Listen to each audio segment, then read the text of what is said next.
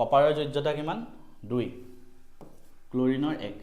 হল তো আমি কি কৰিম ক্ৰস মাল্টিপ্লাই কপাৰ এটো তো কপাৰৰ লগত 1 আহিব 1 আহিলে নিলিখিলেও হল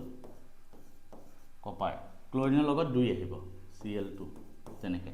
ঠিক আছে তো তেনেকে তোমালোকে বহুত কেটা পাবা মই আৰু দুটামান দেখাই দিম চোৱা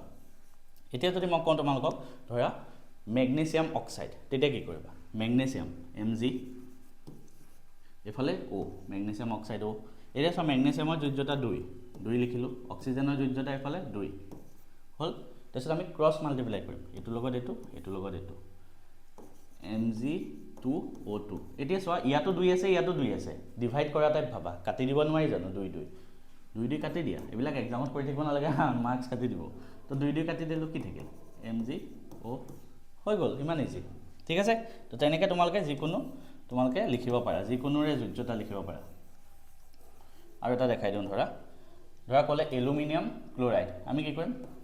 এলুমিনিয়াম ক্লোৰিন লিখিলো এলুমিনিয়ামৰ 1 ক্লোৰিনৰ 2 সৰি এলুমিনিয়ামৰ 3 ক্লোৰিনৰ 1 ক্ৰস মাল্টিপ্লাই AlCl3 হল